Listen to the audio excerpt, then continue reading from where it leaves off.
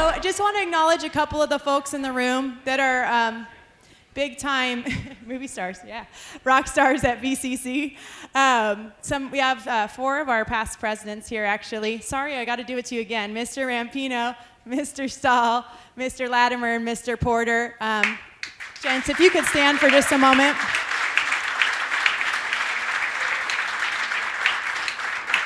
As you've all seen, and numerous people, it's been really cool. Like, so many people have come up and said how amazing the property is. They're taking pictures of the photos that are on the wall over here and in the hallway, and the neat Patrick Cantlay display in the members grill.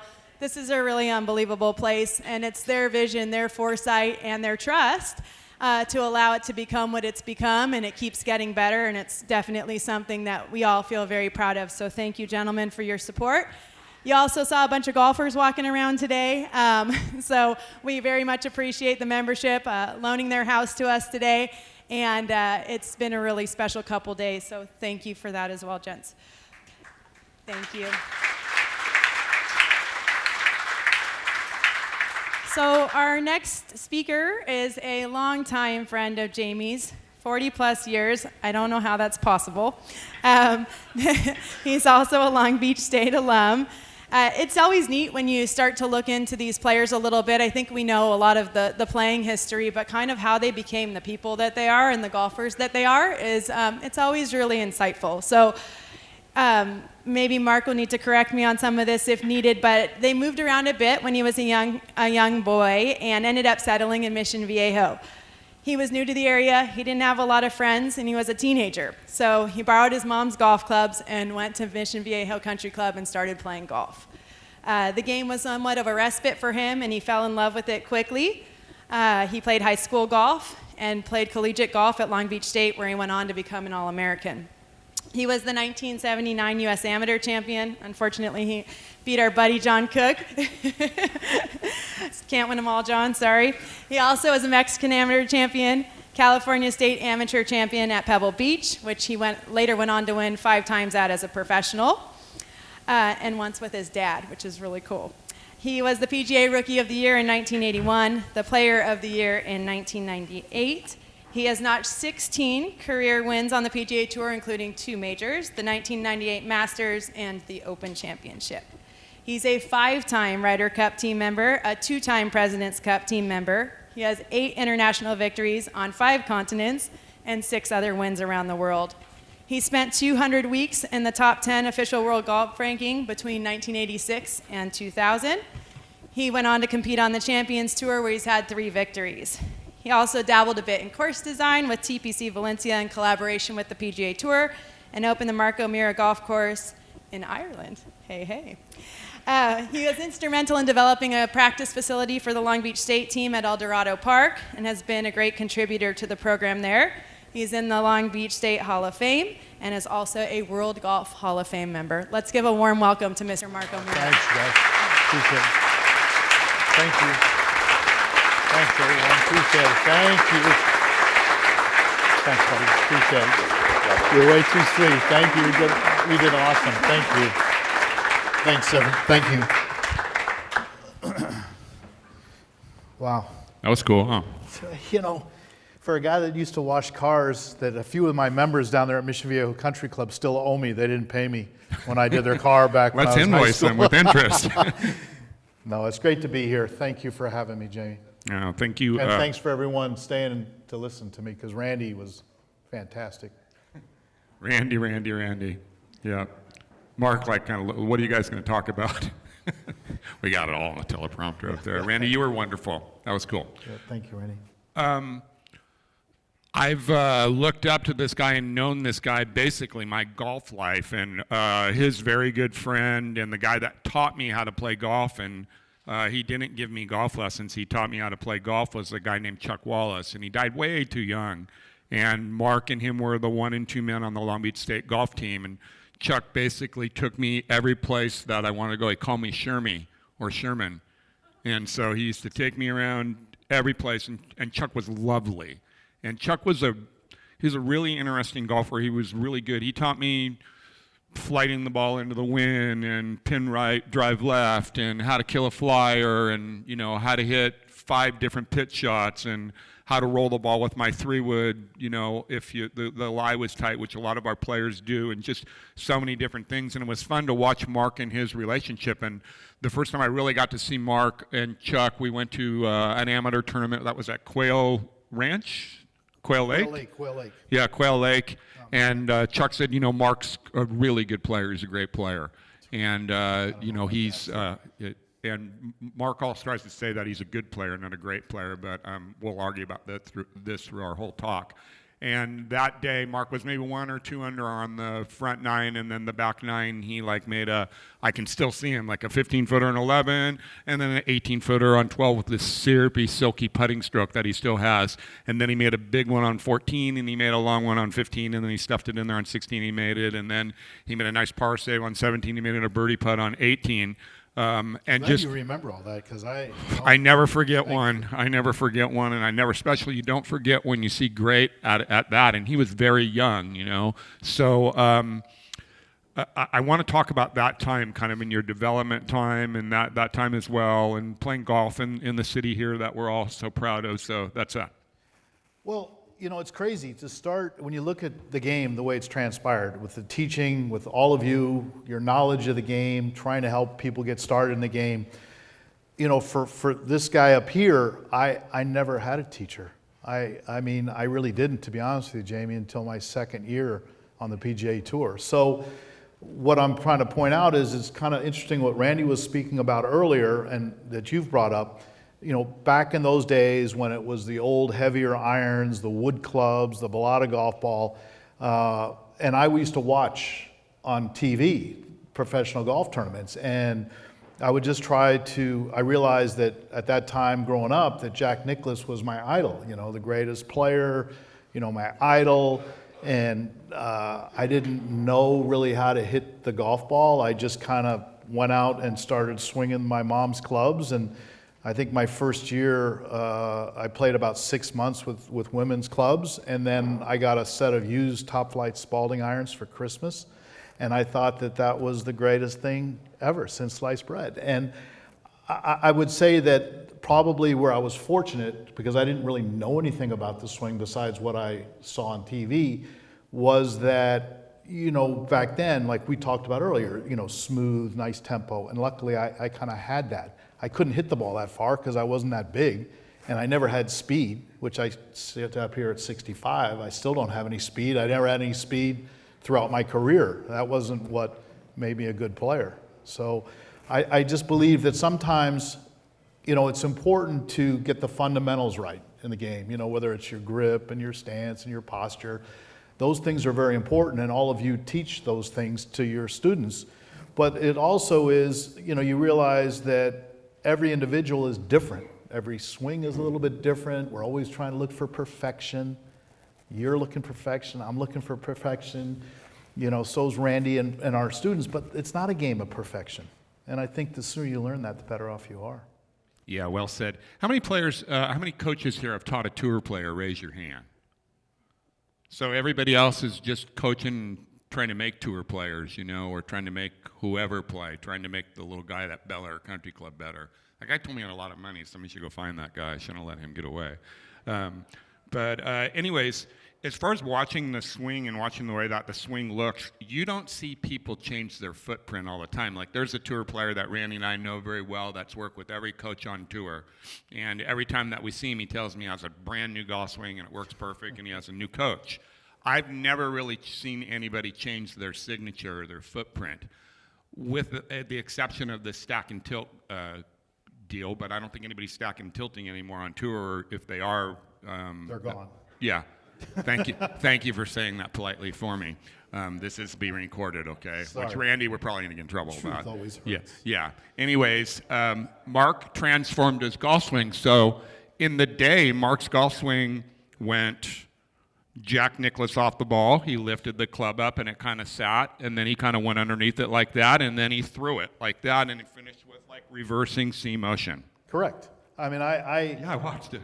Well, look, I could start a golf ball way over there, Yeah. and it could end up way over there. Yeah.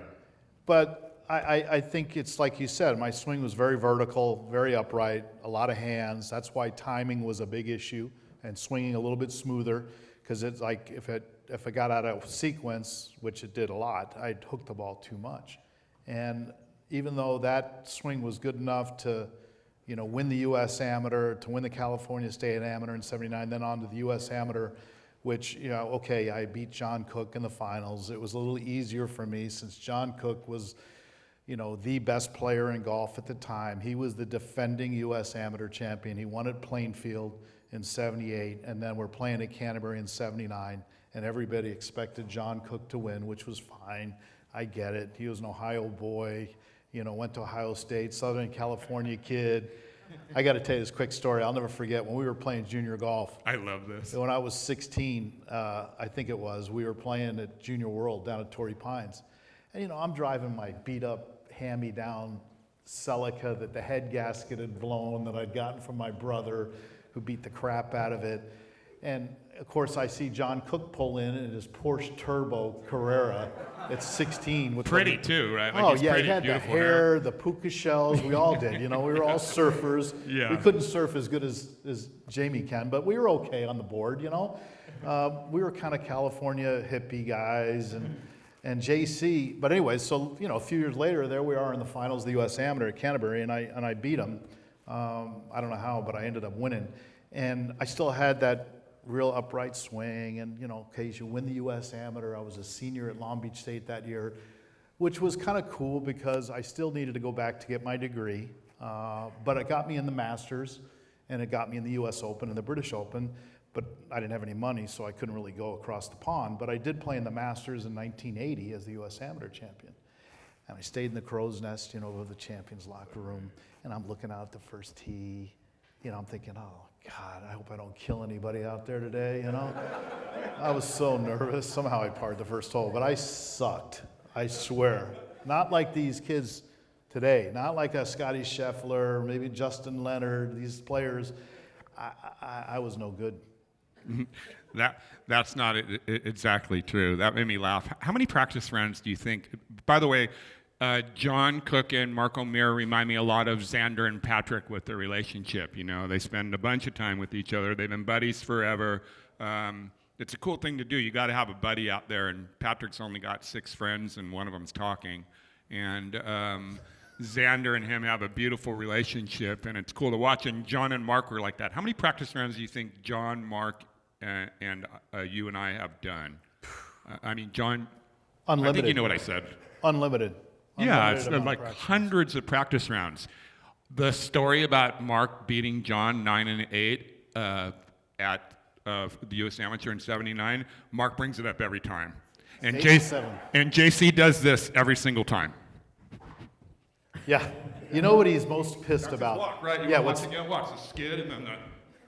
What's he's most pissed about is that after I'd won the amateur, and I was fortunate to win the amateur in '79, the Golf World comes out a week later, and it's got a picture of me on the Golf World holding a Hogan umbrella, and it was a misty, rainy day at Canterbury in Cleveland that year, and the title says, Cook clobbered in rainy defense, right? So I used to kind of have it like in a frame, but it was like in my media room in my house in Orlando. When Cookie would come in, he's like, really? That's what I got to see? I said, listen, you just felt sorry for me. You'd already won. Who gives a shit if you win it 2 times in a row? You're not no Tiger Woods. You don't win 3 straight U.S. Juniors and 3 straight U.S. Amateurs. You already got a U.S. Amateur. Share a little love with your buddy, right? Yeah, exactly right. If you and I were in the finals in 80, you would have walked all over me. And I'd have been okay with it. Would you stop it? At that time, I couldn't even caddy for you. Not true. I'm actually CEO of a country club. I coach a bunch of tour players, but Yeah, I'm trained to be a caddy. Like that's what I should be. I'm good at being a caddy. Anyways, John and Mark have had this beautiful relationship and this beautiful friendship, and it's fun to watch. And they came out of like what I would call like the golden era of tour players. When you think about it, if you add Curtis Strange, Gary Hallberg, Bobby Clampett, Fred Couples. Keep going. Joey Rassett was a good player, Northern California. Yeah. There's and those guys. Lenny Clements. Hal Sutton. Yeah. Payne Stewart. Oh wow. This shows how old we are. We can't remember them all. But anyways, all the guys' names that are household names for a lot of us, we watched those guys play forever and ever and ever. And golf at that time was played as a repeating game. All those guys have the same game. They hit it 264 yards, they hit 14 greens, and they had 29 putts. And if they had 26 or 27 putts, which he did a lot, they won the golf tournament. But they repeated and they made money time after time after time after time. It's totally changed from the way that the game is, and we'll talk about that in a minute. But what we're going back to is golf swing. Like when you're growing up to do what you do at that time, the time that we wore, it was Ben Hogan, Ben Hogan, Ben Hogan, Ben Hogan. So now this guy that has Jack Nicklaus's golf swing and becomes the U.S. Amateur Champion now is going to swing like Ben Hogan. And one of the coolest things about that, like Hank or not like Hank, I think he's an innovator. And the coolest thing that I heard about Hank, and I didn't know it at the time, is when Hank, they were in Pinehurst, and Mark and Hank went to talk, and he was going to help him with his game, and they had a Diet Coke first, I think. Yep. They sat down and had a Diet Coke, as opposed to think about what we do. Mark O'Meara wants a golf lesson, come on out here, Let me get my TrackMan out, let me get my Foresight out, none of that. Blah, blah, blah, blah, as opposed to this is what I want to do. And he had a vision in his mind for what Mark looked like. So you can imagine I grew up idolizing him. Dave and I, we got to go to Long Beach State. Mark O'Meara was, he was Dom Perignon, right? So, and we were on a Pabst Blue Ribbon diet at that time. And so when we went to, when I first saw his swing, it was reworked and it was elegant and it was beautiful. And think about this statement. It anatomically fit his body. So if you think about plane, and that's what they were all about, you can either have a 2 upright plane to your anatomy, or you can have a 2 flat plane to your anatomy. See what I do with the microphone there, Mark? Yeah, that's impressive. Got it on plane there. I like that. Yeah. So anyways, the club started to sit right on the diagonal, which matched the diagonal of the golf club like that. And it went up on that route, and it came down on the route, and it just, to me, just looked right, and it fit him. And if you think about that, that is kind of a lost art, but I think that's such a big thing. What's your player's anatomy? Where are they going to swing? As Randy says, how are they going to drive to the market? Do they have their, Google Maps on in order to get there? Well, your plane is your Google Maps, and I don't know if anybody has ever swung, do you agree with this, Randy, has ever swung the golf club more on a plane that fit their body than this guy sitting next to me? Bingo? Well, I can only say this. That's very nice. Talk about the transformation. So here's what truly happened.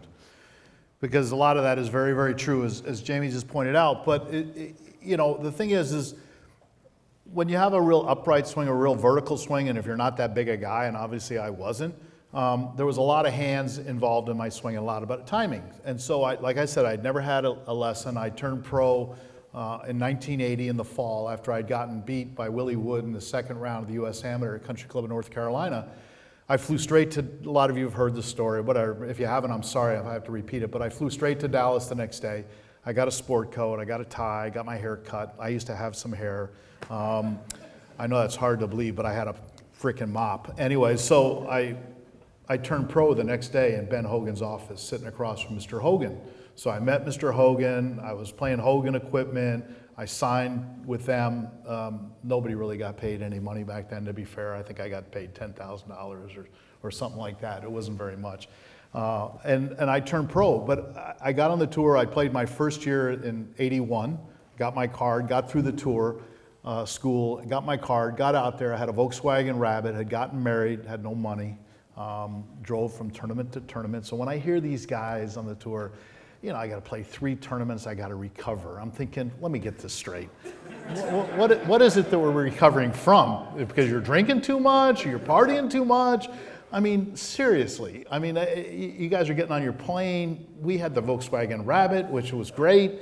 Drove to the next event. I think I played 13 in a row my rookie year, and then I had a week off and I played the next 12 in a row. So I played 25 out of 26 events in a row on the PGA Tour. I made $76,000. I finished 56th on the money list, and I was Rookie of the Year. But once again, I had no idea what I was doing because I didn't have a teacher. I mean, I hit these terrible shots. I remember in '81, even though I was playing okay, I wrote a letter to Mr. Hogan asking him for help. thinking, I turned pro in his office, and he's one of the greatest ball strikers of all time, and I idolized him. I'll write him this handwritten note. So I did, and I sent it to him. And of course, he calls the house while I'm over at the British Open. It's Royal St. George, the year that Bill Rogers won the Open at 81. And he said, is Mark there? No, he's over at the Open. Have him call me when he comes home. So I came home, and I called Mr. Hogan from the payphone at Anheuser-Busch in Kings Mill, Virginia. And he answered, and we talked, and I said, Mr. Hogan, he goes, Mark, I got your letter. It's very nice, but, I don't teach. And I'm like, I understand, sir, but, I turned pro. I represent you. I turned pro in your office. I didn't know who to turn to. And he's like, okay. He goes, but, I don't teach. Here's why I don't teach. I wouldn't want to ruin anybody's game, blah, blah, blah, blah. And I said, well, sir, I understand that, but, and he goes, then he kind of comes with, well, what are you doing wrong, son? And I'm like, well, I'm hooking the ball really bad. And he goes, I don't know, maybe someday if you want to come to Fort Worth, maybe I could watch you hit balls. I might say something, I might not say anything. I'm like, this is pretty vague. I'm like, this is a lot of help to a guy that, is struggling. So anyways, I played the next year. I never got to see Mr. Hogan and get my lesson at the time. And so the next year I'm on the range at Pinehurst, as Jamie pointed out, and I'm hitting balls. And of course, I shoot 74. It's the Hall of Fame Classic. They're going from the top 60 now to the top 125. I'm like 1/12th on the money list, so I'm in trouble. I might lose my card. And I'm hitting these balls in the range, and I'm hitting it terrible. Like, I'm hitting them all over the place. 74 the first round in the Hall of Fame Classic in 81 at Pinehurst. And I look back, and there's this guy watching me hit balls, and he kind of looks like he's a teaching instructor. So I look back there, and I'm like, hey. And he goes, hey. And I said, what do you think? And he goes, my name's Ken Crow. And I said, hey, Ken, I'm Mark. And he goes, no, I know who you are. And he goes, do you mind if I ask somebody else to come and watch? And I'm like, shit. I said, bring the whole staff out. I need all the help I can get. And that's kind of when it all changed. I mean, next thing you know, he leaves for like 15 minutes, and next thing you know, he brings this other guy out, and he introduces himself as, says, hey, I'm Hank Haney. I'm like, hey, Hank, I'm Mark. And he goes, oh, I know who you are. And Hank was like a teaching instructor, assistant there at Pinehurst. And so he's like, what's going on? I'm like, well, I really don't know. I've never really had a teacher or a lesson. I'm hooking the shit out of it, basically. And so he's like, let me watch you hit a couple. So I'm thinking he's going to tell me, change your grip, maybe change your posture, maybe move the ball here or there. And he doesn't say anything for like the first 5 minutes. And so finally I look back there again, and I'm like, Hank, what do you think? Like, I need help now. I don't need help like later on. I need the help like right now. And that's when he said, hey, do you want to go inside and have a Diet Coke? I'm like, well, I guess we could, but I don't see how that's going to help me. And he's like, well, let's go inside, sit down for a minute. I'm like, okay. So we went in, and it was really interesting because it was a different approach. And he said, Mark, let me explain to you the way you're swinging and why you're seeing the results you're seeing. And I'm like, okay. So he goes, you're very vertical, a lot of hands, clubs coming too much to the inside, a lot of flip. That's why the ball hooks so much. I'm like, okay. And he goes, well, let me explain what I think you need to do. And I said, what is that? And he goes, I think you need to shallow your plane out, so a little bit more rounded in your swing. And that way you could get the club face more, I guess, balanced or more supported. And then that way you could rotate through the ball a little bit better and hold on to it so there's not so much like timing in your swing. And I looked at Hank Haney, and I'm like, okay, typical student would ask, so if I decide to make this change, how long is this going to take? And Hank said, I don't know. He goes, I just know that if you do this, I think you'd become a better player. And I think under pressure, I think it would hold up better. And so I was like, okay. I said, let's do this. And to be fair, I kept my card in 82, and I finished about 118th on the money list. And then every time the next year, while I was playing, or even the off season, if I didn't play well the first round, or I was not going to make the cut, I got on a plane, I flew to Raleigh, I got the hour and 40-minute drive down to Pinehurst, and I was on the range trying to get more rounded. Because when I first started doing it, to be fair, if your swing's very vertical, you don't have a hard time finding the bottom of your swing. You don't have a hard time finding the ball. And if anything, you got to slide all over the place to shallow out your impact, right? So all of a sudden now I start trying to go rounded. I'm topping them. I'm hitting like 7-irons, and I'm hitting grounders 70 yards. And Hank's like, good. I'm like, good. I got my name on my bag. What do you mean good? How's this going to work?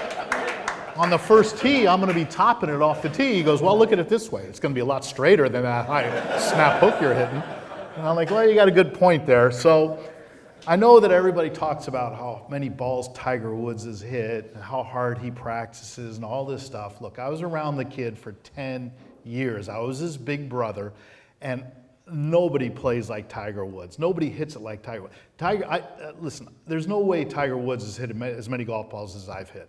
I promise you. But you know what? To be fair, I don't have near the talent that Tiger Woods has at all.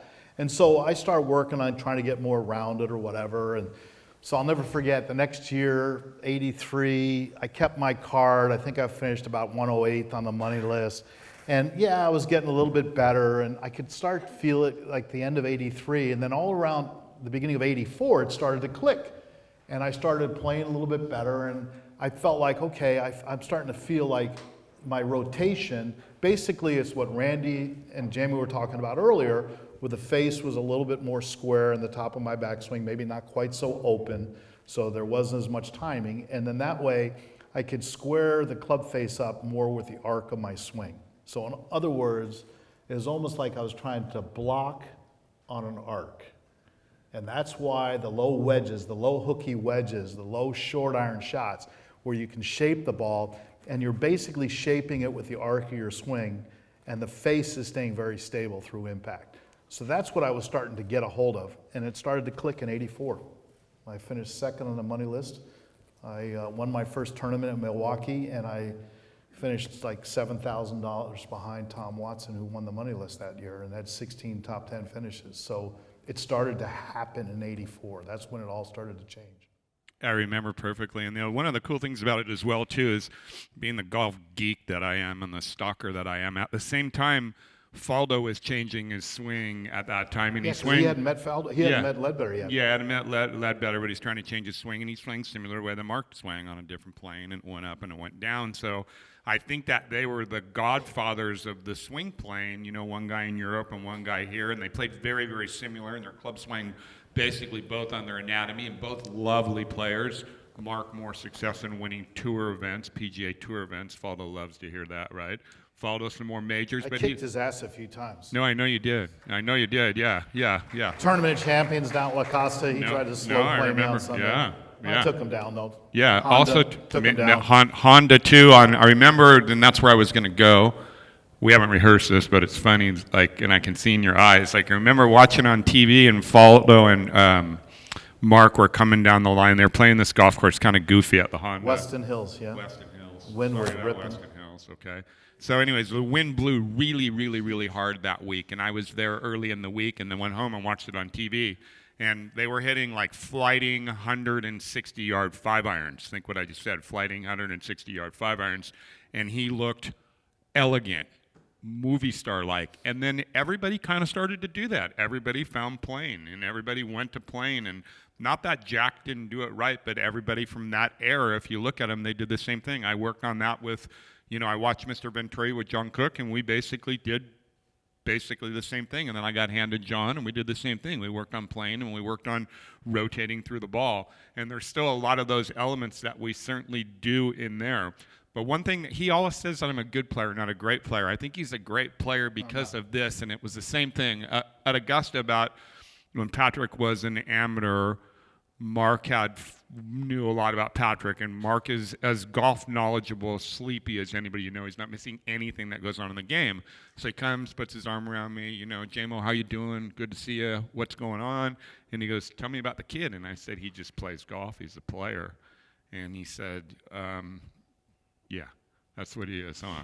And then every year at Augusta, when we've been warming up, and Mark was still playing, Mark would walk by and wink at me and watch him just get better and better and better. So it's kind of cool when you think of this factory. We've known each other since the 70s and got to watch transformations and me becoming a coach and him becoming a player and all the stuff that he did, and watching the cool things that we get to see. I want to talk about the modern game in a minute, but I want to go to one other spot. He is super, super understated about the Tiger relationship, and I can also tell you, not as many practice rounds, but spending a bunch of time at Isleworth where Mark and John lived, in the kind of golden years of 90 to 2003, 2004, something like that. Tiger ended up moving down there. And at that time, Tiger was hitting his driver as hard as he could, just like Randy said, and it was going farther than we've ever seen it, and it was going straighter because it was stable. And he was hitting not complete surgery with his irons, but his long irons look like surgery. Hit more 3, 4s, and 5 irons from 190 to 230 yards to 6 feet than anybody I'd ever seen. And these guys would get in their individual golf carts and they would drive around in those golf carts, and the golf carts went faster than my Macan did.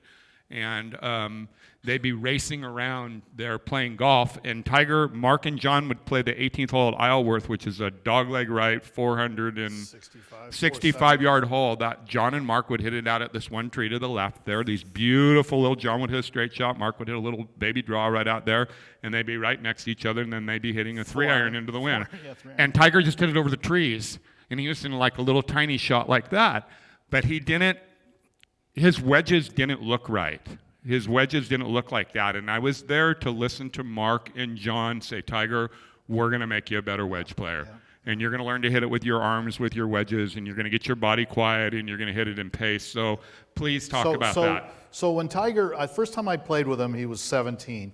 I remember I was living in Escondido. I got a call back, let's say this is when he was only 13, and I got a call from my manager, who was then going to be obviously Tiger's manager. And it's like, hey, do you want to go to Cyprus and play golf with this 13-year-old kid, Tiger Woods? I'm like, Hughes, I'm living in Escondido. I've been on the road for like 5 weeks. I'm not going to drive an hour and 40 minutes to play golf with a 13-year-old kid. If his dad wants to bring him down here, we'll play. So that really didn't pan out. And then a few years later, I'm living in Orlando. I get a call from Mark McCormick, and he's like, Tiger and Earl are down at Doral. They're going to come through Orlando. Would you play golf tomorrow with Tiger and his father? And Tiger was 17 at the time, and he doesn't know this. A lot of people don't know this. I went out and watched him play Bay Hill when he won the U.S. Junior at Bay Hill. I watched him play like 2 or 3 holes, just galleried, because I wanted to see how special this young man was. And so he came through Orlando, and we played golf together at Isleworth. And so I saw, obviously, this raw, incredible, gifted young man that, you knew he was going to be special. How special, we really didn't know. And so, we, of course, all this starts to transpire. We changed phone numbers. We stayed in touch. He turns pro. They move him out of California, buy him a place in the backside of Isleworth there. He's 19. He comes in. He hasn't gone to Milwaukee to play his first pro tournament yet. And I remember we're in the 9th hole. This is before John moved to Isleworth. So Cookie was still out in California. And so I said to Tiger, we're in the 9th fairway at Isleworth, and I said to him, he's in his cart. I'm in my cart. I'm like, Tiger, I said, listen, there's one thing that I've learned by playing with the best players in the world. And I said, it's real simple. And a lot of you have heard this story. So he goes, what is it? Because he was always full of just wanting to learn. And I said, number one, are you listening to me? He goes, I am. I said, number one, you got to learn to hit the ball pin high. You can miss left and right, but if you're always around pin high, you're going to be a good player.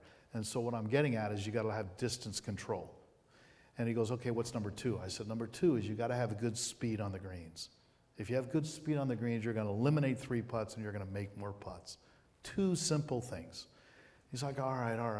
Now this is like in 96, right? So he goes on and he shoots the 59 and 97 the week before the Masters. I'm playing with him. I lose all this money.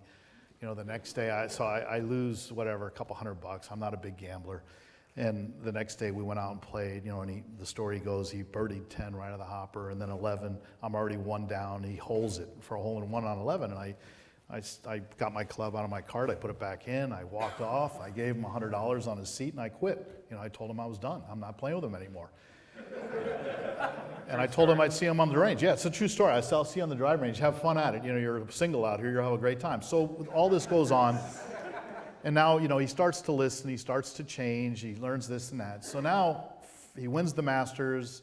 Obviously, I get lucky. I win the Masters the next year in 98. And so now we're playing. I'll never forget this. We're playing at Pebble Beach in 2000 in the practice rounds at the U.S. Open. He's got Butch walking with him. Hank's walking with me. Hank's not really helping me much because you can't really help an old guy when he's 43 or whatever. So we play around, and I don't remember this for sure, but I remember because the guy reminded me. It was John Cook, Mark O'Mara, Tiger Woods in practice rounds, and Paul Goydos played with us on Wednesday. So, of course, Tiger Woods has not missed a shot. And, of course, Butch is standing behind him on 12, and he hits his 5-iron to 4 feet. Butch's like, good swing. I'm like, really, Butch? No kidding. I mean, I could coach that too, I mean, no disrespect. Whether it's Hank or whoever, Butch, whoever. So we play around, and we're on the 16th tee. I don't know if many of you have heard this story or not. And Cookie hits like a 4-wood off the tee. I hit a hybrid off the 4-wood off the tee. Paul hits his 4-wood down the fairway. And so I'm standing on the back of the tee, and Tiger's got like a 3-iron. He's teeing it up. This is on Wednesday of the year 2000. All of a sudden, I feel this tug on my sleeve, and I turn around, and it's Johnny Miller. And Johnny's doing the TV for NBC. So Johnny kind of says to me, he goes, hey, Mark. And I said, what? He goes, how's the kid hitting it? And I look, do you want to know how I'm hitting it, or how's he hitting it? And he goes, no, and I said, no, I get it, Johnny. I said, that kid right there. And he goes, yeah. I said, that kid that's getting ready to hit. He goes, yeah. And I said, that kid's the greatest player that's ever played. And Johnny's like, wait a minute, I was pretty good. And I'm like, yeah, I know you were, but he goes, but he can't control his short irons. And I said, Johnny, I promise you, he can hit a wedge 90 yards if he wants to. And he goes, no, and he's walking on the fairway. And I said to Johnny as we were walking off the tee after he hit a nice little stinger 3-iron, I said, listen, this tournament's over. And he's like, what do you mean? I'm like, well, I've just played the last 2.5 days with me. He hasn't missed a shot. I said, it's done. He's going to win. It's over. And he's like, well, the tournament hasn't started yet, Mark. And I'm like, I know, but I know what I see. And you saw what happened. He won by 15. And of course, Johnny used that on TV on Saturday. And I'm like, hey, bro, who told you that on Wednesday? You're a little late to the party. But you're right. Once I think Tiger understood, we all know that he had speed. And all these young players have speed. Whether it's Scotty Scheffler, who's the best player in the world. But you know what? Scotty Scheffler has a phenomenal short game.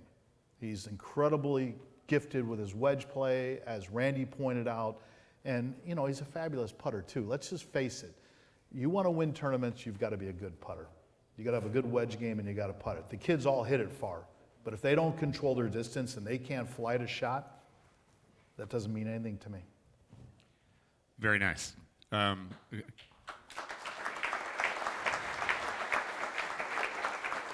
Sorry, I'm throwing a lot out there. No, it was fabulous, and I was there that day too. And Jason was caddying for John Cook that day, and John was like, Jason was like, "There's a lot of people out here, Like, you're Tiger Woods, he's the next coming." And I think I might be wrong on this, but I think you whispered to John and I and said he's going to win by 2 touchdowns. Yeah. Was that true? Yeah. Yeah, he said he's going to win by 2 touchdowns, and he called it on Tuesday or Wednesday. Pretty amazing. Interesting watching Tiger. I like doing this for coaches, and I think this is good for you. Tiger holds the wedge shot against, I always get Matt Gogol and Matt, was it Matt Gogol? I think so. Thank you. I hit that well. Yeah, Matt Gogol, and he holds it on the 15th hole at Pebble, and it's this beautiful swing, and it's this shot that he's talking about, like we called it flat-footed arm swings, or Mr. Venturi would call it a chipper.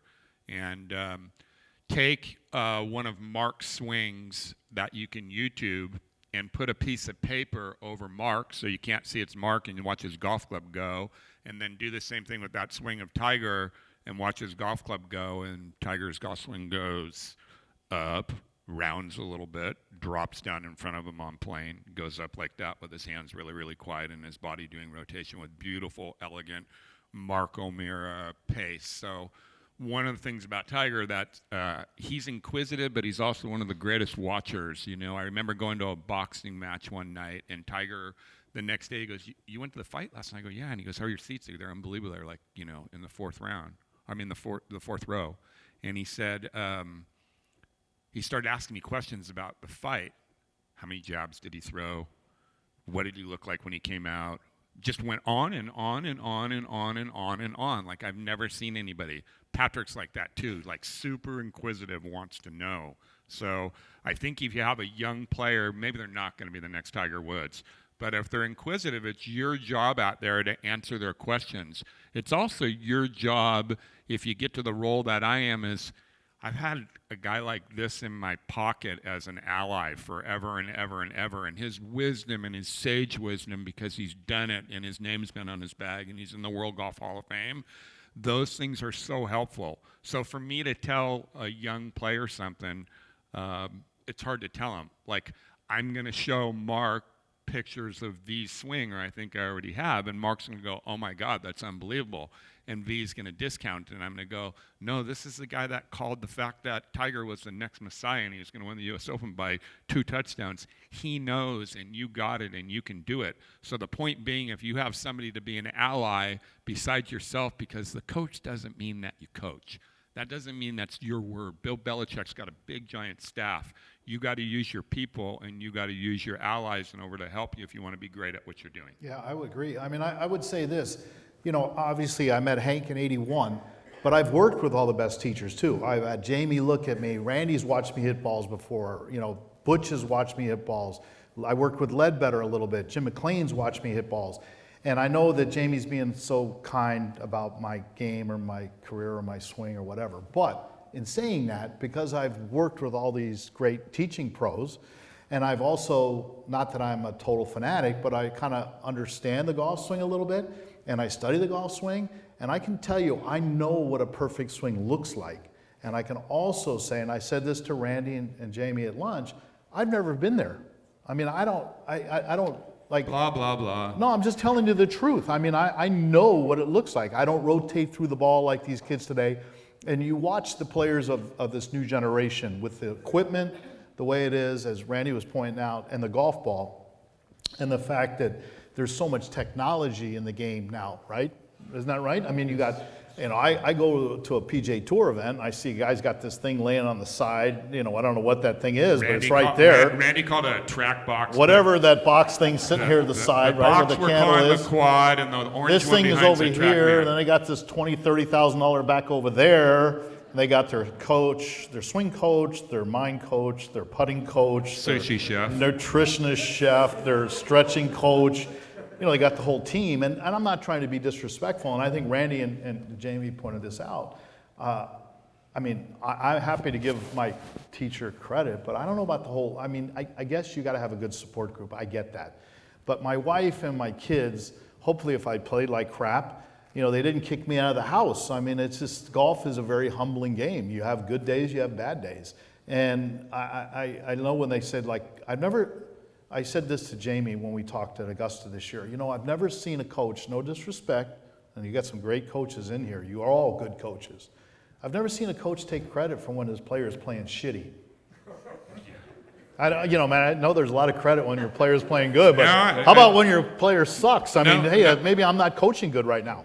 This has become more public with us too. Is like, we don't charge anybody. You know, we've said that forever. We've said it out a little bit, but it's more public now. We don't charge anybody. They write us a check at the end of the year, and I've got one for $1, and that was overpayment.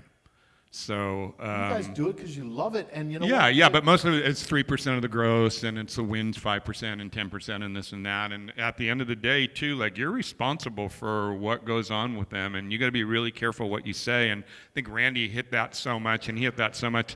I know when I watch hit balls, I didn't say very much. When he's watching hit balls, you're not going to say very much, but coming up with the right thing at the right time is really, really key, and you are responsible for it. And it for me, Patrick lost 2 playoffs last year. One of them to Randy's guy, and the other one to Jordan Spieth, who's one of the all-time shit talkers. So we had to listen to that for a while. Right, Randy? Yeah. So anyways, I often wonder whether the playoff loss feels worse than the win feels good. It's kind of weird, right? Yeah. When you're driving home, when you lose a tournament, you know, does it feel worse than when you won? And that's why he can't stop me from going, you're a great player, and you've been a great player, and you're always a great player, and you know. But I'll be honest with you. Once again, you're going down that road. You don't need to. So my idea of a great player. Well, you're already here. I'm not saying it. Well, I appreciate that, but my idea of a great player is somebody who's maybe won 5, 6, 7, 8 majors. And the reason why I say that is because the word great gets used so loosely. You know, this person's great, that person's great. I remember when I was there, I thought about doing TV, and they're always like, hey, don't use the word great very much. I'm like, I get it, you know, I totally get it. For Mark O'Mara, I had a great career for me.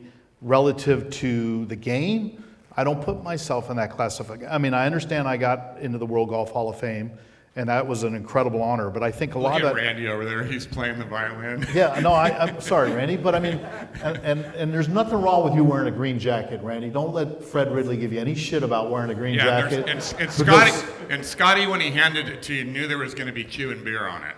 Yeah, there's no problem. They got plenty of those green jackets there at Augusta National. I mean, come on. I bring my friends up there all the time. Put it on, I mean, yeah, what the heck? That's what it's all about. But when it comes to teaching, I'm a big believer of, probably the hardest thing for all of you instructors that are here listening is understanding, your student and what they can absorb and what they can retain and maybe what they can't. And not always trying to fix all their flaws, but the few strengths that they have in their golf swing, try to strengthen those things, if that makes sense. And it's very difficult because I know when you try to change someone, the first thing they're going to say, because as we all know, to change this much in your golf swing, you got to feel like this much. And most people aren't willing to try that. Will you repeat that one more time? To get that much changed in someone's golf swing, you got to over-exaggerate that much. And the first thing they're going to say to you, which all your students do, is they're going to say, that feels totally uncomfortable. That doesn't feel right. And all you got to say to them is, hey, why are you here? You know what? Because to be honest with you, you're not doing very well. So maybe what feels uncomfortable might be a good thing that we try for a little bit. And before you know it, if you work hard enough, it becomes more comfortable and you're going to play better golf. Yeah, truer words never said about the move for that. My favorite one, and maybe you've heard us say this before, guy goes in the doctor's office with his neck like that, and the doctor says, well, I can fix your neck.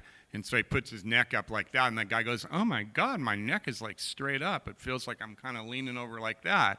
And he goes, Doc, you changed. I'm a freak. Everybody looks at me because I'm walking around like that. And he goes, well, you're not going to walk around like that anymore, but it's going to feel a little bit different, like Mark just said. So he goes, Doc, what can I do? Can I overpay you? And he says, no, let's just go have a drink.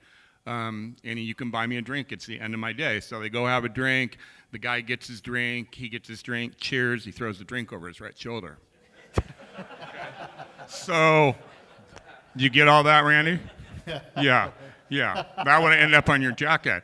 And anyways, that's what we're doing for a living. You're moving like, I've said, I remember his legs were loud, and I was like, make your lower body quieter. And he's like, my lower body can't be any quieter than this. And I'm going, no, you got to make your lower body quieter on the backswing. And he goes, they can't be any quieter than this. He's making a practice swing. I go, well, go hit me one more ball. And he goes, okay.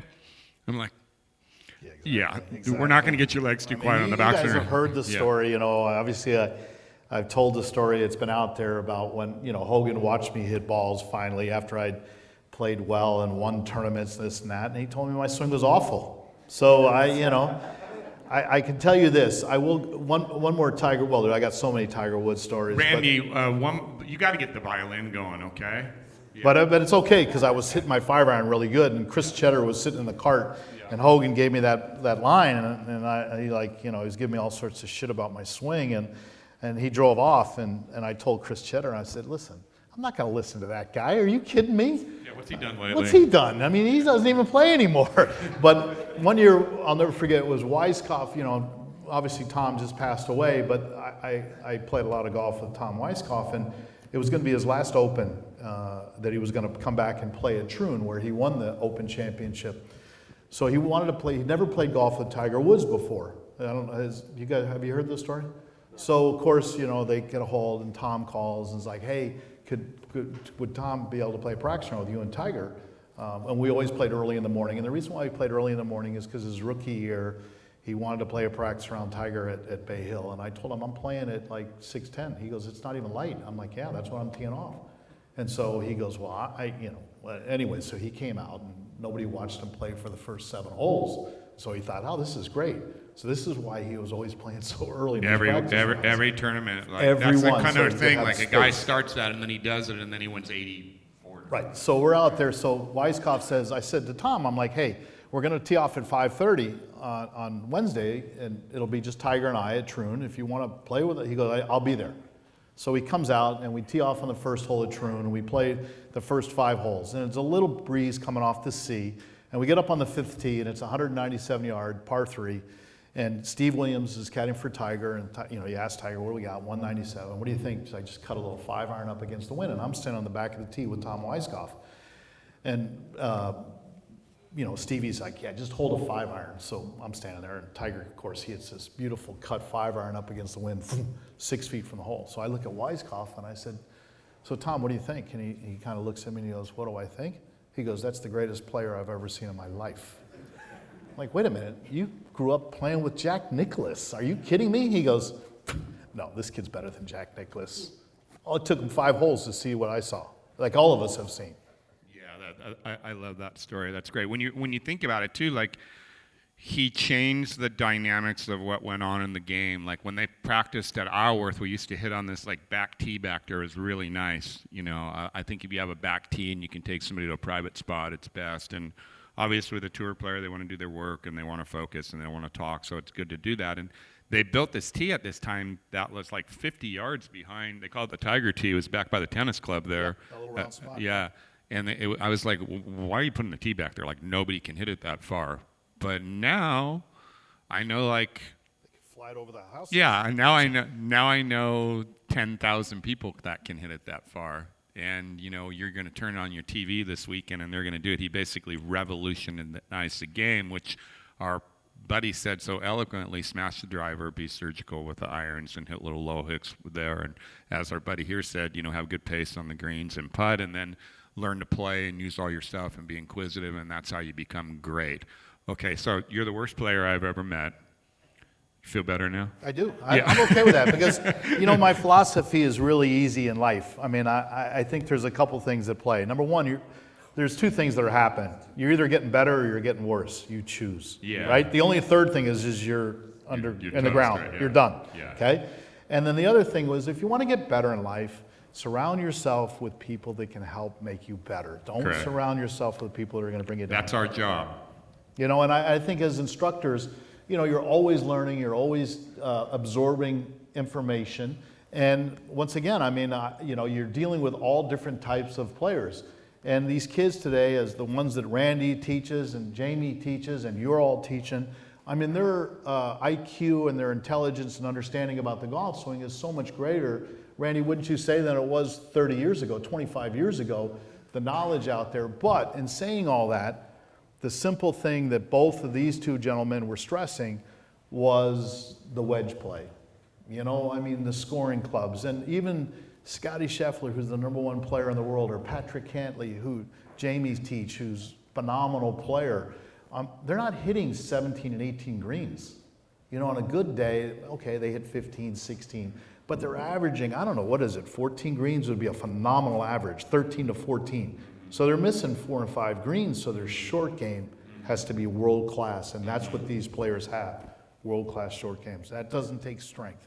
They do, and they wedge it around the greens better than ever. And I think that you're going to see a bunch. In my prediction, in the ladies' game, you're going to see some bashers that learn how to play out of the rough, and they're going to take it over lines on those golf courses that they haven't done before. I got a couple blonde girls that are doing that already, and you're going to see more and more and more of that. And then they're all working on pitching the ball and pitching it off of different types of turf and hitting shots, And for you, that we're all into our stats, but if you say about Patrick, the most impressive thing for me about Patrick isn't how good he is in every area. It's how much he wants to be great in every area, and he doesn't want to stop till he's great. And 50 statistical categories, he's in the top 20. Led the tour in scrambling last year. If you would have told me 5 years ago he's going to lead the tour in scrambling, I would have said, no, that's not going to happen, And Xander and Pat working every day and gambling, as they're hitting chip shots and putts, and it's just so important to do that. So the level is unbelievable, and I love what you said. You're either getting worse or you're getting better, and if you don't have a process, you're not going to get better. Right. And in the process, if you don't have the right people giving you the right information, you're not going to get better. And to be great, which is the word that we're not going to use anymore because you don't like it, but I do. If it was easy to be great, everybody'd be great. You just walk down the street and go, hey, great, hey, great, hey, great, how you doing? But great takes a lot, so you got to work at it really hard. Let's go in a different direction, yep. Okay? All-time best driver of the golf ball that you've ever seen? Well, it's pretty easy. Calvin Peete. Yeah. I played a lot of golf with Calvin Pete. I would tell you that one year I played with him. Well, I played with him at La Costa when he won the Tournament of Champions. I've never seen a man. I played with him at Lakewood in New Orleans. The fairways, I was paired one day with Trevino and Calvin Pete. And Trevino was an incredible driver of the ball too, probably one of the great ball strikers of our game. But Calvin Pete could literally hit it right through this arch all day long. All day long. And I'll never forget one year at TPC when we were playing at Sawgrass, early years that we were there, we came to the last hole and he was going to win. He had a 1 or 2 shot lead. I don't know, I was finished in the top 10. I wasn't playing that well, but I was curious, like, what's he going to do in the last hole? He took it right down the pilings with about a 2-yard cut. And I thought, anybody that can stand up there and do that shows how good a driver of the ball he is. So Calvin Pete, in my opinion, was the straightest driver I ever saw. By the way, on what he just said there, too, if you want to paint a picture for your good players and you don't know what it looks like, you probably need to go to the Players' Championship and see it in person. But Google it, take a map of it, look at somebody play that hole. That's pro golf right there. You got wind blowings in both directions. What I really love, and we challenge ourselves with that all the time, stand and aim at those pilings and try to hit a 1-yard cut off of that, and then into a left wind, try to take it down the right-hand side and spin it back in that wind and hit it in that fairway. That hole in at the President's Cup was the 15th hole, but it's normally the 18th hole at Quail Hollow is driving the golf ball on tour the way that you got to do it. Here's the Calvin Pete one for you at Sawgrass on the TPC course. Worst ball I love for our great players, go out and play worst ball. Play better ball if you want to make a bunch of birdies, but play worst ball to see how complete you are. 2 drives, take the worst one. 2 second shots, take the worst one. You got to work on every shot. You know, you're not going to buy that far for par. You got to make 2 of those for bogey. It's really good for your game. Calvin Pete shot 70 from the tips at Sawgrass. Worst ball. Yep. How great. Yeah. I tell you what, he never got enough credit for his talent as a golfer as he was. Yeah. But I will say this, you know, it's interesting we're talking about the golf swing and the plane and all these things. And I don't know that much about anything, to be fair. But when I turned pro, I was a Hogan guy for 6 years. Then I was a TaylorMade guy. I was the first guy to play with the bubble shaft.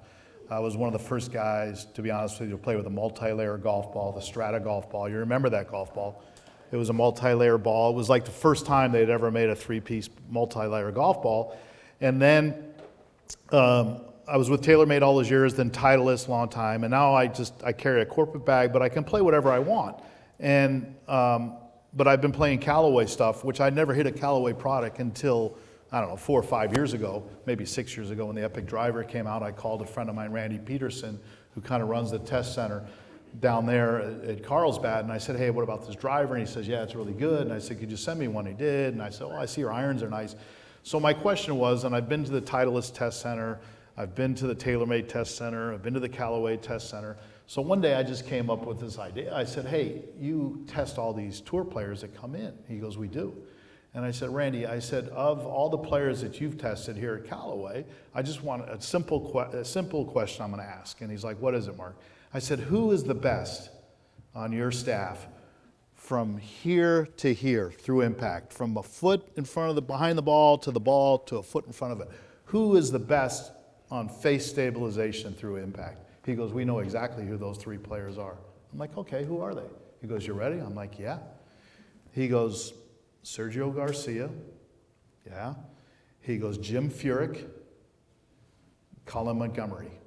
Now, you can't think of 3 different looking like swings, but you know, as Randy pointed out, or Jamie points out, I mean, if you can stabilize the face, no matter how you do it, okay?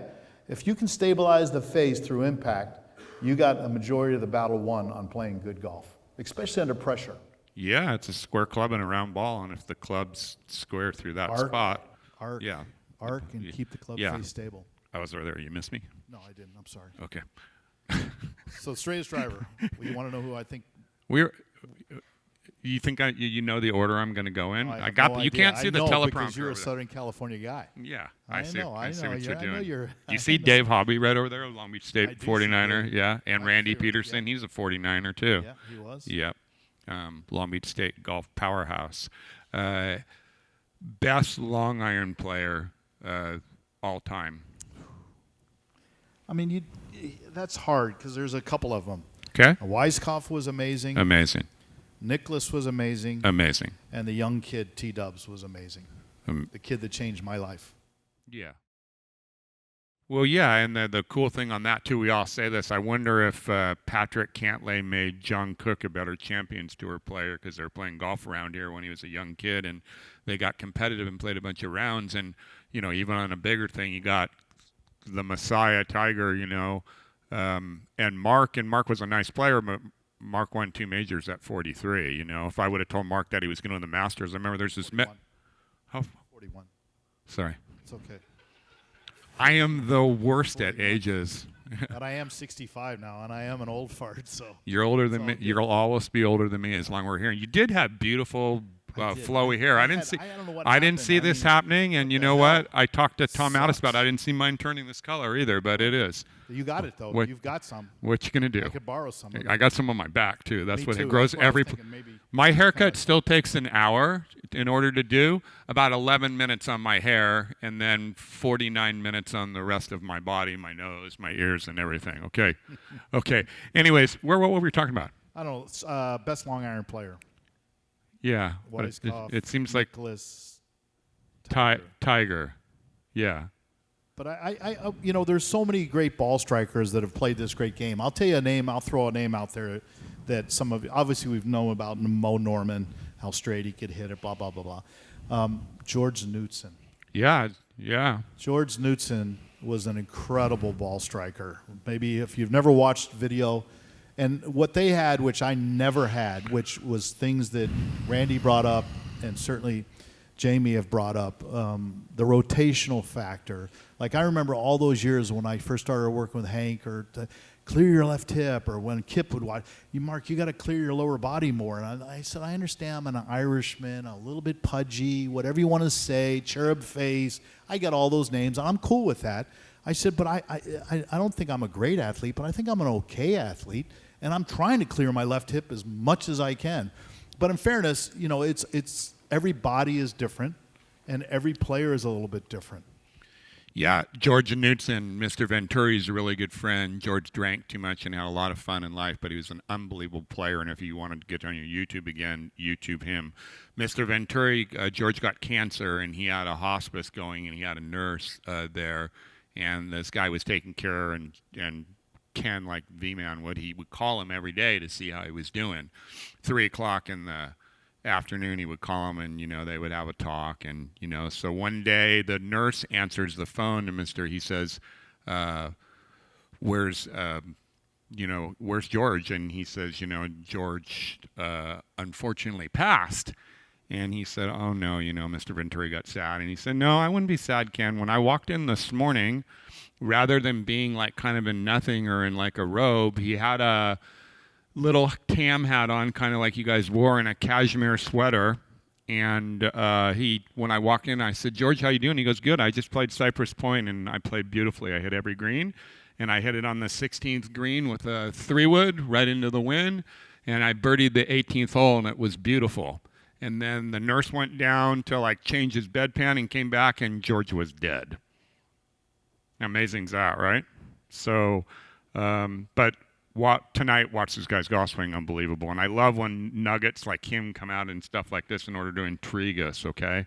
We talked about this at lunch, too. Like, I told Randy, I came along at the great era, so early 80s, so I got to play with, you know, Billy Casper and Palmer and Nicklaus and Trevino and Floyd and Watson and Gene Littler and Don January and Miller Barber, you know, Mr. X, who was a phenomenal player. I mean, there were so many guys, and yeah, okay, our purses were 300,000 or whatever they were. They weren't, and I had it better than the guys before me. But then I got to see the whole transformation with Tiger coming on board, and now all these tremendous young talented players that are just off the charts how good they are. I mean, it blows my mind. You love watching it, though, right? I do watch a little bit. I mean, I have a lot of hobbies. I mean, I'm not like Vijay Singh that stands out there and beats balls all day long at his age, or, you know, Bernard Langer, who's won 43 times on the Champions Tour, which is unheard of. And the competitiveness that he has and the desire and drive that he still has. I mean, for a guy like me, I was in my tent like last week up steelhead fishing for 6 days. Yeah. Swinging flies for steelhead, or I'm riding my snowmobiles in the backcountry. I mean, if I lived here, I know I'd want to get back into surfing, but I don't live here in California. I actually, too, in knowing him, too, like, you know, you can talk about golf, and he doesn't want to talk about golf, but he knows golf really well. But the twinkle in his eye when he talks about fishing or his family or the things that he did to get away from golf that now he gets to do all the time because he had such a lovely career. It's really cool. I love it. I love that, and I think that's a big message for us. Like, we're golf all the time, you know. The surfing's been the same thing for me. Get away from the game a little bit, so you can be. Mind. Like it improves the spirit in the mind. I mean, if you have an out, like if you have something that you constantly do day in and day in and day out, you can only get so far. And if you can have something that can distract your mind, and you have a little bit of diversity in your life, then I think it gets you better at what you really want to get good at. Correct. Short iron player. Let's go 7-iron to regular pitching wedge. Trevino. Yeah. Remember, when he had Herman on his bag. Yeah. At the Skins game. Yeah. On the 17th hole at Alcatraz when he was playing with Fuzzy and yeah. Jack and Arnold. Yeah. And he hooped it. Yeah. Yeah. I mean, Lee Trevino. I'll see Lee at the father-son in December because I play with my son Sean, and obviously Charlie's going to play with Tiger again, and Jordan's going to play with his dad, and it's probably one of the highlights of our year to be able to play with your kid, or when I got to play with my dad in the Pebble Beach tournament. So we'll get to see Trevino there, and he'll hold court, and he'll be showing wedges. Last year I was so cool because Tiger probably didn't get to play that much golf with Lee Trevino, like when Lee was in his prime. But Tiger's over there, like Jamie was pointing out, listening to Lee hold court on the range at the father-son, hitting these wedge shots. And he was absorbing all this information, which that's what good players do. They try to absorb information to get better. They do that as well, too. And now I'm old enough to realize that there's a passing of the torch, and the old players take care of the young players. And I can remember when Patrick and Jordan Spieth first started to play, I was like, wow, there's so-and-so. And they're like, wow, I've never seen him or met him. And when you introduce them immediately, they're warm and they want to help them. That's the cool thing about our sport. I think it's really nice that we do that. Trevino, when I was a young kid, did an exhibition at El Dorado, and he was doing it for Toyota, and they had like the old kind of like 150 marker, like just a square thing that said 150, and this guy was heckling him, and he was hitting these 7-irons, and the guy, he said, hey, pal, if I hit that sign twice in a row, and he hadn't hit the sign yet, he goes, will you leave? There's 500 people out there. 2 in a row, crack right in the middle of the sign. One of them hit the 5, and then Lee went, na, na, na, na, and off he went. Pretty cool. Yeah, no, Trevino, he's godfather to my daughter, but he is an amazing character. He was one of the all-time great ball strikers. There's so many of them that come to mind, but it just goes to show you there's lots of different ways to do it. If you give yourself some room, and once again, if you can just get that stabilization of the club phase through impact, and then it comes down to speed. I mean, there's no question that speed has become a big factor in the game, but no matter what you say, they all are very talented. You see a lot of good players. You watch some of these guys, whether Jamie's taught them or Randy's been helping them, and they've witnessed and they've seen players that might swing the club so beautifully, get it on the right plane, and can strike the ball super on the range and this and that. But when the flag goes up, I mean, it takes more than just that to be a winner in this sport. I mean, it just takes a lot. I mean, it takes a lot of mental strength. It takes a little bit of heart, determination. And to be fair, no matter what all of you might see or what you might think, professional golfers play out of a lot of fear. Don't think for 1 minute that Tiger Woods has a lot of fear in his golf swing, or a lot of fear when he's on the golf course or trying to win tournaments. He's nervous too. Everybody's human. If you're not nervous, you're not human. And when I still like to watch, like you said, Jamie, I mean, certainly the major championships I enjoy watching to see how the players react and how they play. And You know, watching a shot that comes to mind in my head, 2 shots at Augusta this year when Scotty Scheffler won the Masters. The pitch in on number 3. Yeah. That was major. Yeah. Major. Randy, Scotty made it on number 3. I know you were getting a Masters club and you didn't see it, but he chipped it in. That was a huge. Yeah. Yes. There's certain momentum changers in golf that happen, and that was one of them. And I remember I have an Aussie caddy that works for me. He's caddying for Steve Flesh while I'm not playing. But I remember Mitch calling me because obviously Mitch is good friends with Cam Smith's caddy. And, you know, when you guys were watching the Masters this year on Sunday, you'll kind of remember what happened. On the 11th hole, Cam Smith hit it in there, had a birdie chance, and Scotty had about a 10-footer left for par. So Cam Smith makes his birdie, and it looks like this could be a 2-shot swing, right? Because Scotty could miss, but Scotty's not going to miss because Scotty's such a good putter besides everything else he's got going. But I remember calling Mitch. I'm like, hey, I'm a little worried. And he goes like, what do you mean? And it doesn't matter to me. I just like to watch. And I think Cam Smith made a mistake because he left the green on 11, was already up like almost on the 12th tee when Scotty was still putting his 10-footer for par. And then Scotty Scheffler made his par putt. But like Cam was already like up on the 12th tee. I think he should have stayed by the green and let Scotty putt and then walk up to the tee like right next to Scotty, but he should have got up. So I thought he got out of his element, and then he hit it in the water. That cost him the tournament. So sometimes it's interesting what you can watch and observe. Yeah, and he's tying. It's amazing with all these speakers because we didn't rehearse any of this of what we were going to do.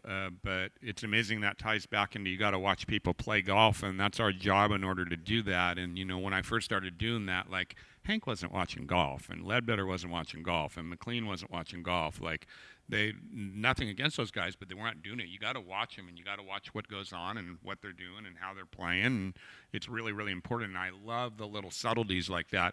When we're debriefing, you know, and V's been on speakerphone when somebody called me and we were debriefing about them, and I told them, hey, I got V with me and what happened today, and they'll tell you what happened, and they'll tell you about what went on in the round, and you gotta listen to that. And there's a lot between the lines that happens in the game, and we all just think it's the swing and the stroke. Yeah.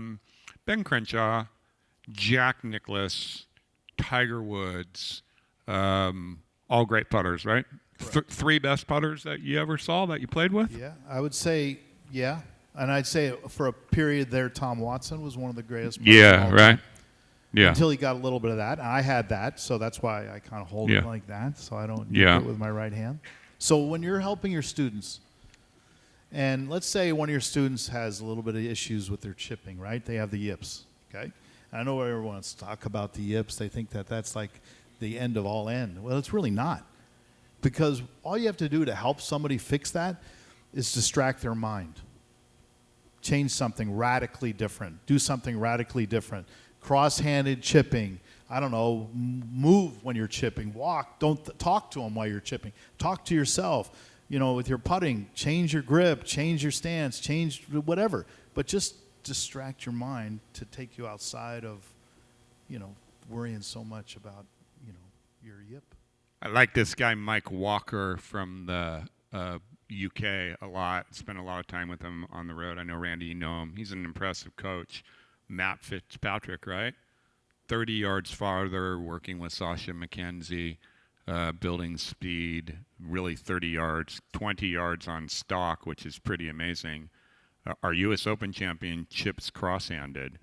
VJ arguably was the best chipper I ever saw of the ball, and you know he pitches the ball cross-handed now. So I like the idea. You got to distract your mind. You got to do something different, you know. And I think a lot of times too, like our job in maintaining our players is to make sure that they never get into that spot. But if they get in that spot, it's not the end of the world. You can change that, and you can do that. Why you putt beautifully, and I did. You used to putt beautifully. You're the worst putter that I've ever met. Okay. Well, I yipped it on the 10th green on 1998 on Thursday.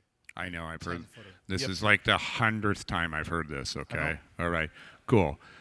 We're just going to edit that portion out. Okay. By the way, how about for the video guys and everybody that did all the stuff to make this nice work? Good job, you guys. Thank you.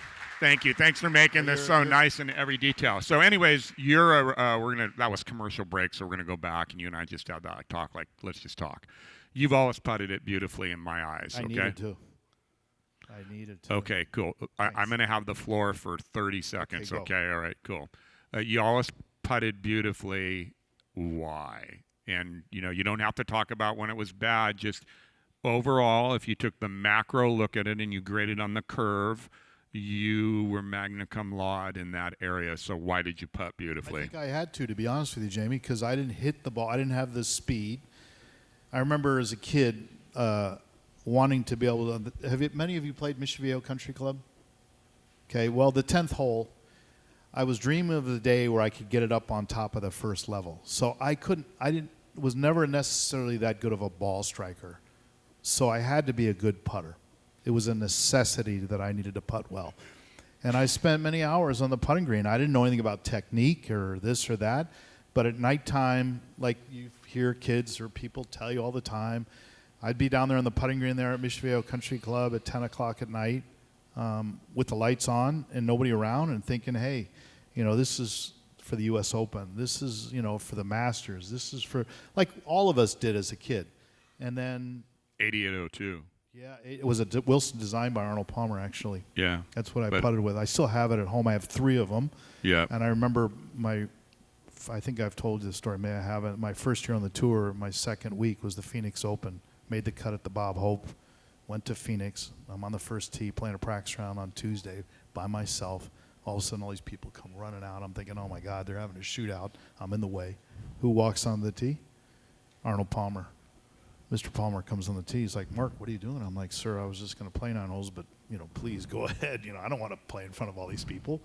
He's like, no, kid, you're with me. And so I played 9 holes with Mr. Palmer, but I didn't hit it that good, but I made one on the first hole for birdie. I hooped one on the second hole for birdie. I hooped one on the third hole for birdie. I hooped another one on 4, and he comes over and he's like, man, that putting is unreal. And I'm like, yes, sir. He goes, let me see that thing. I said, well, you're going to be pleasantly surprised. And he turned it over, and it was a Wilson design. That's great. I remember the putter very well. Yeah. Oh, yeah. And he goes like, I got a lot of these, but they don't work like that. I'm yeah. Like, well, sir. Yeah. I said, I'm just happy to give it to you, but this is the only thing I do well, putt well. That's great. Most natural player that you've ever seen, just natural, looked like the golf club fell in there or his or her hands.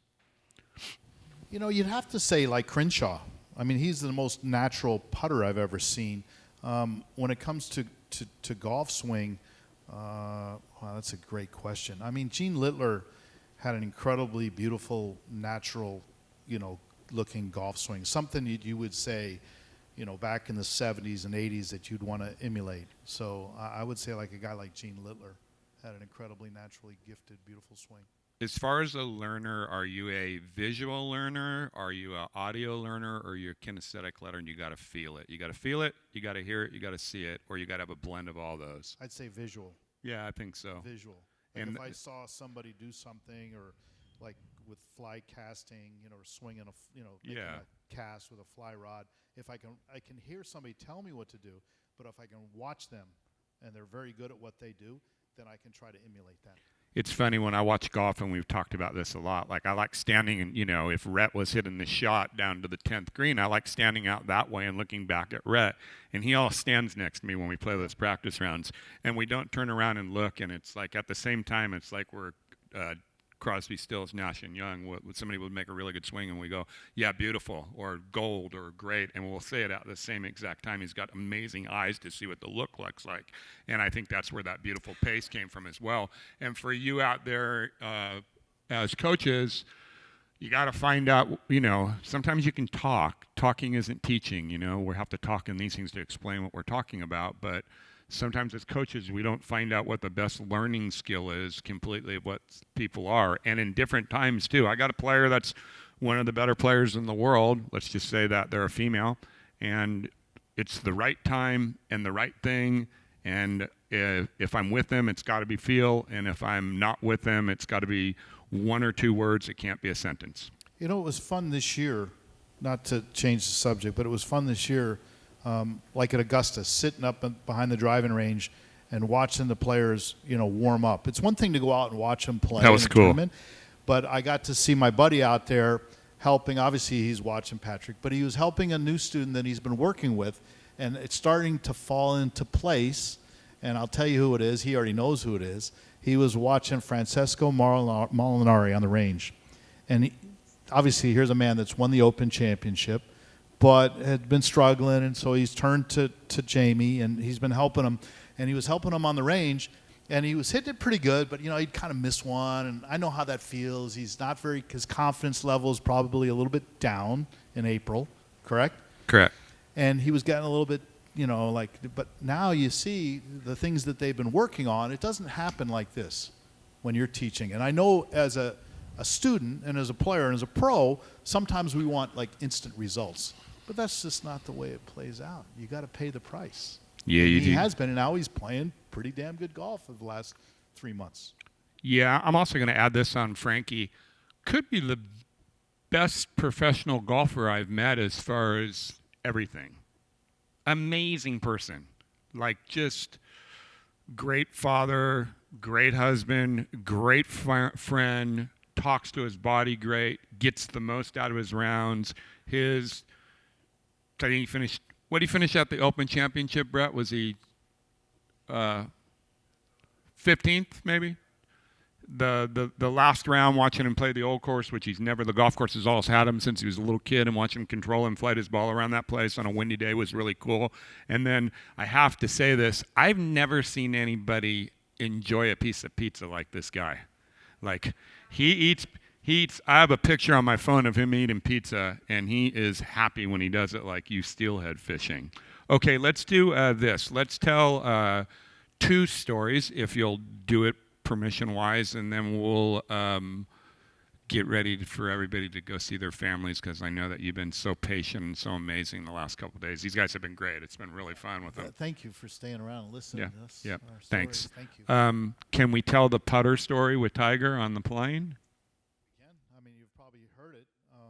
I don't know if everybody's heard it, and it's also a good one. So all those years of him being my little brother, basically, yeah. We did everything together. We traveled together. We stayed together. I used to be a platinum flyer on TWA, Tiger Woods Airways. Of course, that all went away when I turned 50.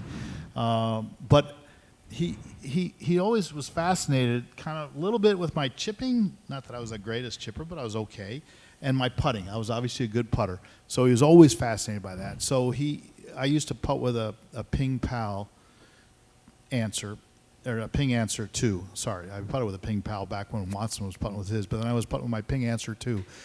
And he used to hit putts with it, and every time he hit a putt with my putter, he'd hoop it. And so we'd be playing these different tournaments. Maybe we'd be at Muirfield playing the Open Championship, and he'd say to Stevie, he's like, "Hey, Steve, check this out. Mo, give me your putter." I'm like, "Okay, whatever." So he'd drop a ball down from 20 feet. He'd make 95% of the putts with my putter. And so he's like, "Hey, you got to give me this putter." I'm like, "No, I'm not giving you my putter, bud."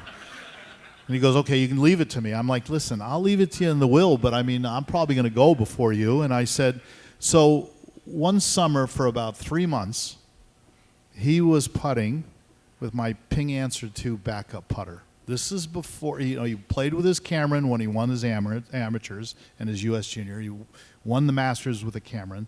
And then in '98, there was about a 3-month window that he putted with a Ping Answer 2 putter, which was like my backup putter. So once again, '98, we're playing over at Birkdale in the Open Championship. And, of course, somehow I make a putt, and I win the Open Championship in a 4-hole playoff. And so I've got the claret jug. And at that time, I had 2 majors, and Tiger had 1. And, of course, I'd flown over with him because we were in Ireland the week before, and then we came in, and then I'm going to go back with him on the plane. And so the next morning on Monday, I've got the claret jug, and you guys won't remember this, but I won in a playoff over a guy named Brian Watts, 4-hole playoff in '98, 15, 16, 17, and 18. And Tiger Woods, we were at even par. That's what went in the playoff. Tiger finished at 1 over. And that was the year Justin Rose chipped it in short of the green on number 18. He was 17 years old. People went crazy. So we get on the plane, and Tiger's like, Mo, I said, "Hey, T, you want to take a look at the trophy?" He's like, "F you."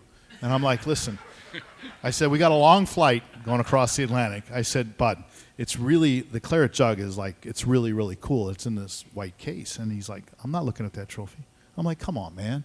I said, look, it's really cool. I mean, you should take a look at it. And so he was pissing and moaning, wouldn't look at it, wouldn't touch it, wouldn't open the case up. So about 3 hours into the flight, he's like, I said, hey, Bud, I'm going to give you one last chance. Here you go. Do you want to take a look at the claret jug? And he's like, all right. I know you're going to quit bothering me. Let's get it out. So it's just he and I on the plane, so we open it up. He gets the claret jug out, and he's holding it. And I said, as your big brother, I'm going to tell you two things right now. You listening? He goes, I am. I said, number one, I said, you see that trophy you're holding? He goes, yeah, what about it? He goes, first of all, it should be my trophy. I'm like, well, listen, it's not. It's my trophy. It's not your trophy. I said, but here's the deal. Number one, I truly believe that your name is going to be on that trophy more than one time. It's just good that my name's on there before yours. And his name's on there, his name's on there 3 times, right? He's won 3 Open championships. He goes, all right, what's number 2? I said, number 2. I said, you know that Ping Answer 2 putter that you're putting with? And he goes, yeah, what about it? I said, well, bro, why do you think it's the backup putter? It always comes up 1 shot shy. He's like, we land in Orlando, the custom guy comes on the plane, checks our passport. He goes to the back of the plane, his clubs come off. He pulls out my backup putter and stuffs it in my bag. He says, I'm never putting with that putter again. And that's when Scotty built him the new one that now he's won 14 majors with his Scotty Cameron. But the cool thing about that backup putter, that's the one that I gave Augusta National, because when you win a Masters, they like to have some memorable club. Well, to be fair, I'm not going to give them the Ping Answer 2 putter that I've won the majority of my tournaments with, that I made the putt on the 18th hole, so I gave him the backup putter. So the putter that's at Augusta, if you look through the clubhouse once in a while, you'll see these clubs. That's the one that Tiger Woods was putting with for 3 months in the summer. I love it. Guess who just, that's a great story, right? Guess who just texted me and said, you guys aren't talking about me, are you? So we're calling him, okay? I'll start and you can finish, okay? He's got to get it right on the Golf World cover, though. Ask him that question.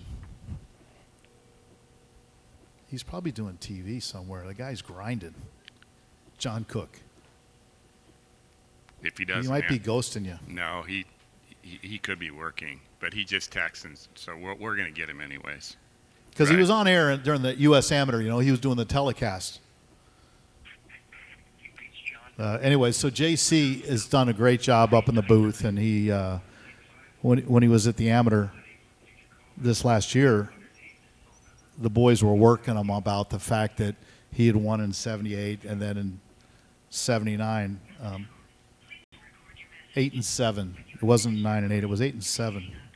There's one other drumming I gave a guy one time that forgot. Hey, what's happening? We didn't really have any subject matter to talk about for a couple 3 hours with Mark, so we just decided we were going to do the 79 amateur at Canterbury. Yeah, it wasn't like Cook, lost in rainy defense. It was Cook clobbered in rainy defense. You got to remember the clobbered part of the golf world. Yeah. So you love that copy. I still have it, by the way, if you might want me to send you one for Christmas or whatever. Apparently he beat you 9 and 8. I've kind of forgot that out of my memory, but we're on the 23rd hole right now, and that's what we've been doing for 90 minutes, and we know that you didn't answer the phone call because you knew we were going to do this. I got one last one. Don't worry about it, because I'm going to tell everybody the story about the World Match Play when I beat Tiger. So you're great, buddy. We love you, JC. Oh, JC, bye. Love you. So in 98, later that year, we're over at Wentworth, and we're playing the World Match Play, and in the semifinals, they give you a home and a chef and a car. That's big time back in 98. And so in the semis, I play Vijay Singh, 36-hole matches, and Tiger's playing Ian Woosnam. So we go out there, and I go out in the first match, and I'm playing Vijay, because Vijay loves to talk about how many tournaments he's won on the PGA Tour, why he's not going to come out in the Champions Tour because you kicked my ass all those years on the PGA Tour. So I have to remind Vijay, I said, do you not remember 98 at Wentworth in the World Match Play? And he goes, no, I don't remember what happened. I said, but I beat your ass 11 and 10. I said, that's a pretty bad drumming. He goes, no, I don't remember that day. I'm like, okay, whatever. So Tiger beats Ian Woosnam 1 up in 37 holes. So, of course, we have dinner Saturday night. I got to tell this last story because I know you guys are all dying to get out of here. So we have dinner. So Tiger comes over to the house, and he's like, Mo, isn't this great? You and I are going to go head-to-head tomorrow. And I'm thinking, yeah, God, I'm thinking to myself, I hope he doesn't beat me worse than I just beat VJ today. And so we get out there, and he's like 2 buds, and so thousands of people come out to watch Tiger Woods play. I get it. I'm a fan, too. You know, I understand. I like to see Tiger Woods play, although I have to play him now today. And so we get out there, and the guy's 5 under after 7 holes. He's got the fist pumping going. You know, I'm like 5 down after 7. And we're going off the 8th tee at Wentworth, and I look over and I'm like, hey, slow down for a second. I got to talk to you about something. He's like, what, Mo? I'm like, just slow down. Whoa, whoa, whoa, whoa, whoa. And I said, do you see the rope over there on the left? And he goes, yeah, what about it? I said, you see the yellow rope? And he goes, yeah. And I said, you see all those people walking behind the rope? And he goes, yeah, what about them? I said, well, they came out here to watch a good, cool golf match. I said, bro, you're 5 under after 7. You got the fist pumping going. What about dinner last night? You got to have a nice day out there playing with your bud. I'm like, and he goes, Mo, I can help you. And I said, really? How's that? He goes, effing play better. And I'm like, thanks, bro. And so we play around, and he hasn't, we get to the 11th hole. I hit it in there about like this for birdie. And he hits it on the back of the green. I'm 5 down. And he putts it down there outside my ball because there's no way he's going to make me putt this for birdie. So I pick his ball up, and I throw it to him. And he turns his back on me. So I'm standing there, and I got this 1.5 footer for birdie, and I look back, and he's standing on the back of the green talking with, Stevie Williams and a couple other friends of ours. And I yelled to him, I said, hey, T. And you're like, what? And I said, you're not going to make me putt this, are you? And he looks at me, and he goes, well, Mo, you haven't won a hole yet, have you? And everybody in the gallery is laughing, and I'm like, holy crap, this guy's going to make me putt this. And so I put my ball down, and I make it, and so I walk towards him, and Jamie knows me well enough, and I'm going towards him, and I totally look like I'm pissed. And I look at him as I'm coming towards him, and this is during our match, and I look at him, hey, you little prick. I said, let's get something straight. If you ever make me putt a putt like that again, I said, our friendship's over. Do you understand where I'm coming from? And I just blew right by him to the 12th tee. And he didn't say anything, and we play around, and I'm a couple down after 18. And now it's the afternoon match, and I win a few holes, and we come around to the 12th tee, par 5 at Wentworth, and now we're even for the match. There's one little problem. 12's a par 5, 17's a par 5, and 18's a par 5. So that doesn't bode well for the old man. So I hit a good drive down the fairway. He hits it in the right rough. We're walking off the tee, and I'm kind of thinking. He comes up from behind me, and he puts his arm around me, and he's like, Mo. I'm like, what, T? And he goes, no matter what happens today, whether I win today or you win today, this has been so cool playing against you. And he kind of gave me a tap, and he started walking off. And then I thought to myself, you know what? That's when I knew I had him. I just thought, just maybe I might squeak one out here. And sure enough, I got lucky and I beat him 1-up. Love it. Love it. Love it.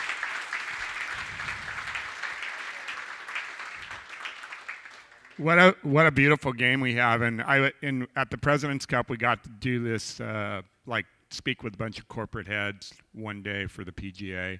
And by the way, Randy's gone, but if you win a national award, you basically work for the PGA for a year, which is nice to do. But every time you're just doing something. But we've met some amazing people in the last year. And I was in a group with about 10 or 15 business moguls that were CEOs or owners or presidents of large companies that you all would know. And somebody asked me and said, we want to hire somebody that's going to be in our company that's in the golf world, that's fantastic with people and has been a fantastic person. Who would be that? He's number 1 in my book for that. He's the pro of all pros. And I said it to 15 or 20, but then as I was walking out, 3 or 4 or 5 came up to me and said he either had worked for them and he was unbelievable, or they had seen him before and he was unbelievable. And the beautiful thing about you is how innately natural you are with these people. You make everybody feel like you're friends, and you've almost made me feel like your best friend. So I appreciate that very much. You Thank you so much. Thank you very much. You guys Mr. Mark O'Meara. Thank you so much. Appreciate it.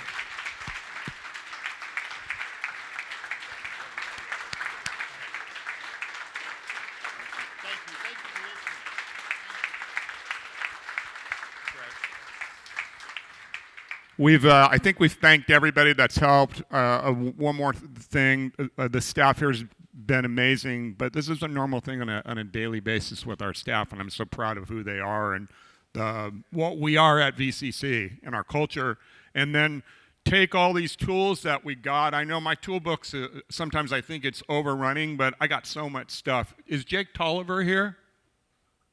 What was Jonah's quote again about? Yeah. Yeah. Yeah, and I think that's a big thing. Like golf might seem pretty and everybody's just walking on the fairways, but when you're playing golf for a living, it's a jungle, and the world's a jungle. You're going to hop on the 405 right now. That's a jungle, you know?